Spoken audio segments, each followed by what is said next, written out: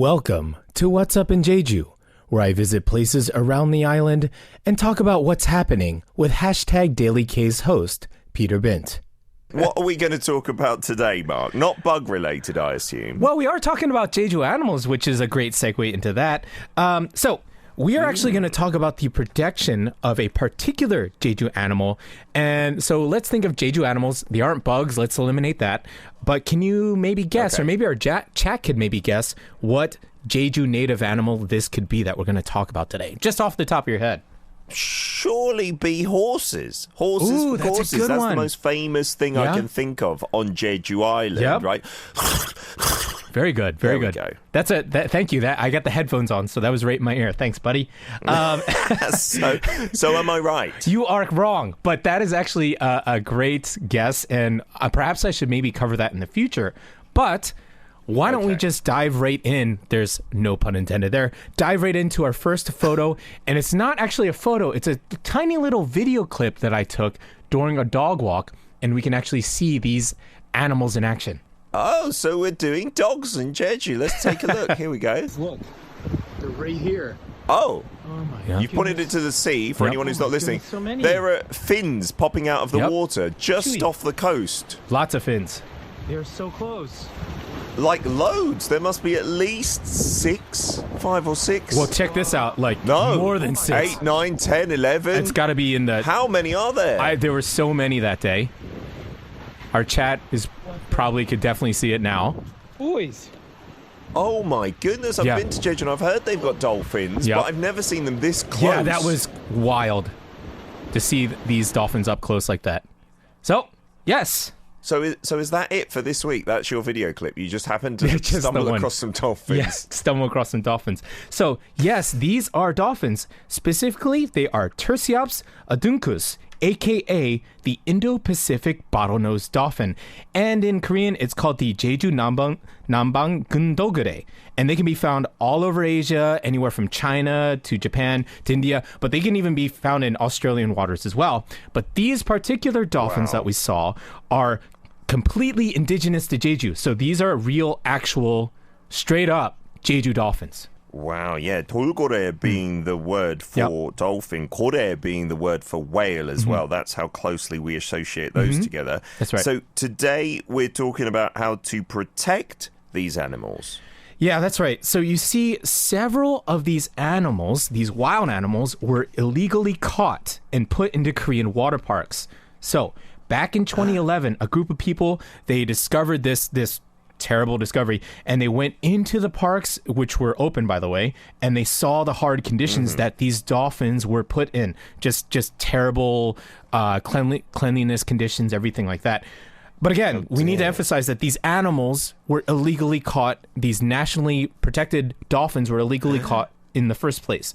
So activists, they started protesting in front of these venues, which eventually led to the very first illegally caught dolphin, Jeodori, or Jedo, to be released back into the ocean in July 2012. Yeah, I remember the buzz around this in the news at the time as well, and then subsequently too. So these animals are protected, like you said, so that's why when they're caught, that's illegal. I mean, is there a legal way to catch them? I assume not. No way, they're nationally protected, but that's just the thing, right? I mean, you know how it is. You can make 1 billion laws and regulations, but if nobody's keeping tabs, like, honestly, what's the point, right? I mean, I think we can think about other such laws.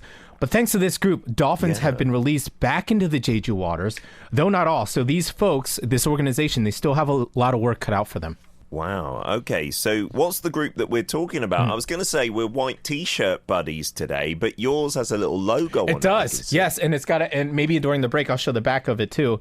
And that would be the Jeju-based marine environmental nonprofit Hot Pink Dolphins. Now, they've done rescues from zoos and aquariums, like I mentioned, but they also team up with scientists to observe and monitor these animals as well.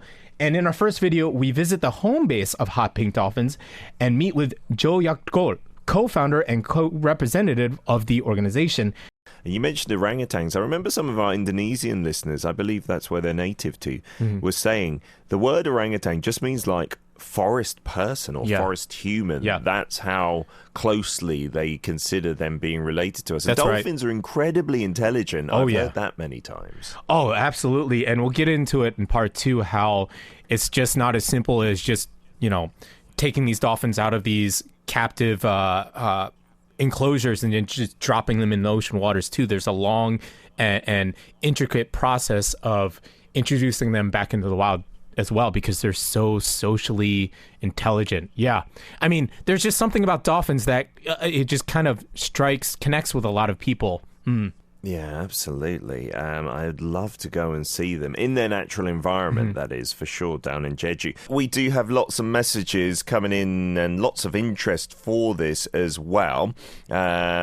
We've got baby shark songs being sung. Maybe we could change that to baby dolphin instead. Siska's saying it reminds me of Bali as well. We can see pink dolphins at Lovina Beach, not at other beaches.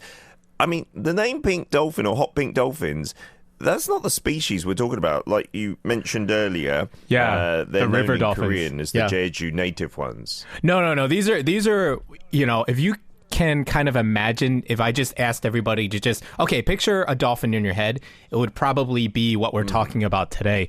But the reason why this organization chose hot pink dolphins was to be, a bit catchy, right? And hot pink is very catchy, both in your memory, right? Who forgets a name like Hot Pink Dolphins? But also their logo and their colors, right? With their banners and everything, you can't miss it. Hot pink. Yeah, it definitely looks amazing. We'll see a photo in a short while. Mark, we learned that this group is responsible for these illegally caught dolphins being re-released back into the wild. But that cannot be a simple process, like you said. They don't just go there and they're fine. They might have had some trauma and stuff like that. They're very intelligent and sensitive. I mean, yes, absolutely. That's a great point, Peter. It's not a simple process. We already talked about how socially intelligent these animals are. So just to drop them back into the ocean, even if they find another group of dolphins, it's not that simple. But you also have to think about possibly introducing like medical things like disease and stuff. So you really have to worry and take care of that kind of stuff. So a committee was formed in 2012 composed of professors, scientists, activists, and trainers, and a huge rehabilitation center was created in Jeju, and these animals are observed for several months. There's even an outside pen, so that's awesome. So these rehabilitated dolphins, they can actually communicate with wild dolphins because they're on the outside. They're just protected by this fence that's connected to native waters. And so they become acquainted, they learn to hunt on their own and socialize, and then they can get released back into the wild. Wow, that is a process, isn't it? So Hot Pink Dolphins, it's a non-profit. What kind of things does it do to get people involved? I'm sure they need volunteers and whatnot. True, yes. Thankfully, with the massive help with volunteers, they make everything possible. But all sorts of events and activities, especially those who focus towards children and education, which is really cool. They team up with schools to do cleanups and lectures and educations. They hold fairs and festivals. And also there's a lot of art as well. So that's always good stuff. Absolutely. Get the kids and adults interested. So did you get to go to any such events? I sure did. Why don't we take a look at our next photo? And that's from an event that I went to. There's the Hot Pink Dolphins. Yeah. Yes. Looks like they're made out of paper mache, and you can carry those. You can hold them up. They're quite light. We got some dream catchers there, some jellyfish. And it looks like, yes, a lot of that is also upcycling as well. So it's made with, possible trash or things that have been used before. So that's a really good example of being green too. Yeah. The banner saying 제주 돌고래, the Jeju Dolphins, 보호구역 지정하라. So make it a protected area. Yeah, surely that's just basic, right? That should be the base level. Yeah, absolutely. I mean, we talked with Hot Pink, and they're talking about how really the water surrounding Jeju should essentially become like almost a national protected park for these dolphins. But with the comes to the photo, this was taken back in July. So when we see the video, you'll see my hair is a bit longer. But it commemorates the release of Jeju the dolphin. Remember, he was released in July as well, back in 2012. So Pink Dolphins teamed up with MARC, not me, but the acronym MARC, the Marine Animal Research and Conservation. And they held a festival and march. It was held at Shinori Port with talks, music performances, and food, of course. And so in the next video, I had a chance to sit down with a couple of festival goers to hear why they're involved in the movement to save and protect these Jeju dolphins. All right, let's check it out. Let's do it. Ready? It's a giant, cool. seashell there behind us. Thank you so much. Yeah. No problem. Youngster. Can you please introduce yourself to our listeners? Hello, my name is Dasol Woo, and I'm studying at Jeju 벽시학교, and I'm 19 years old. So, what is it that I guess is so important? Preserving them or protecting them. Why is that so important for you personally? At first, I didn't know they're in some danger, but first I just like them because they look so free and so happy when they dive and swim in the ocean. That's the reason I first liked them. And recently I studied a little about them, and they're in some big trouble, I think.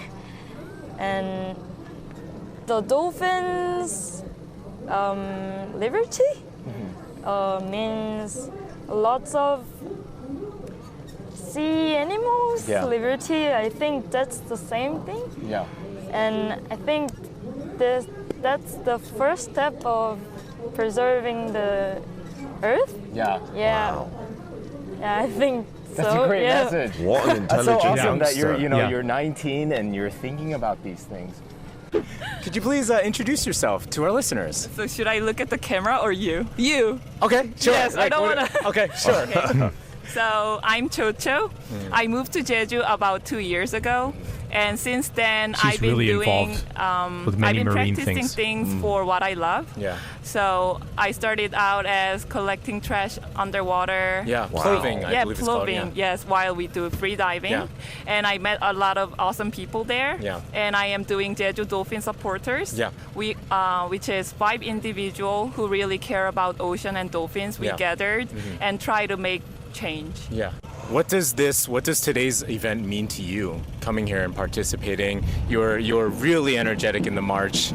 So I really love ocean and animals, and whenever I am underwater doing free diving and interacting with ocean life, I feel so much, and I feel genuinely happy. Yeah. And those kind of beauty I see makes me awe. And I feel like I owe a lot to the ocean and nature. Yeah. And I'm so glad that I can be part of it while I'm living here in Jeju. Yeah. And I'm so glad there's something I can do in return. Yeah. So this event means that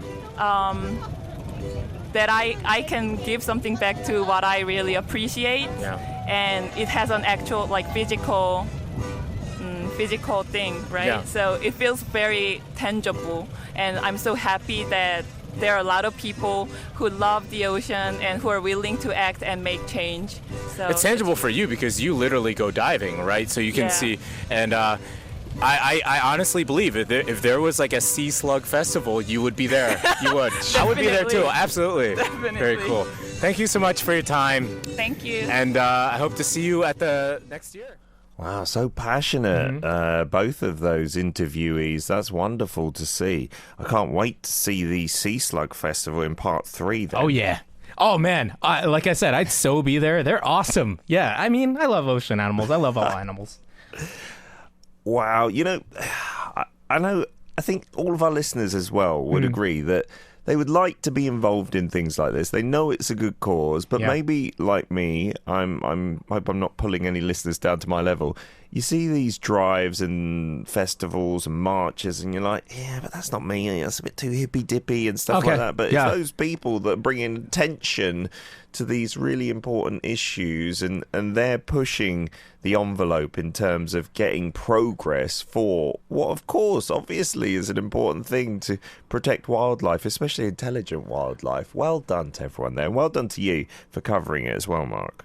Yeah, I actually, Peter, that's a really good point, because yes, maybe these festivals or these drives aren't good for aren't, you know, they don't suit everybody, but actually in the third part, Mr. Joe actually talks about how you can get involved, and it's a lot simpler than you can think. But just little things like, you know, liking a post, just putting a like on something online or something that you see them rescuing a dolphin, and you just like it, just gives it just a small percentage of a more attention, you know, and just little things like that help. So you don't have to go out and rally and go crazy. I mean, thank goodness there are people that do that, but as just little things like bringing up in a discussion, or like if you're at like a gathering and somebody brings up this topic, now you can talk about it, Peter. You know, just little things like that.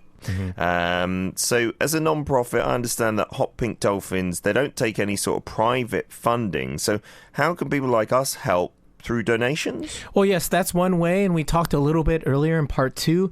But according to Mr. Joe, the co-representative, it can be a lot simpler than that. But before we get into the video, I just wanted to share the third pick, which is a pretty cool poster. Let's check that out. Okay, here we are. The Mark Finn book of 2021. Again, not Mark Wilson Chair. And I feel like you're trying to gaslight us some way, somehow. But not spelt in the same way either. M-A-R-C. Right. Marine Animal Research and Conservation. And this is a really cool image. It's a fin book created by Mark, the organization that we're talking about, which often collaborates with Hot Pink Dolphins. And every few years, they release this quote-unquote fin book, and it features individual dolphins around Jeju with some names and with their serial numbers. So if you're looking at this image online right now, it's all these dolphin fins. You're like, well, that's kind of, I don't know, what am I looking at here? But each one is an individual dolphin with a serial number, and you can actually, if you look close, you can start seeing the difference between the fins, whether it's scratches or cuts or things like that. And I just wanted to highlight that while we usually see dolphins in groups, each has these unique traits, and they deserve the respect for their natural environment, right? So this fin book, it just beautifully captures their individuality as well. And some of them even have their little nicknames under their serial numbers too. So that's always fun. Yeah, it's fascinating. There's so many of them, it seems. I wasn't aware there was such a big population of dolphins.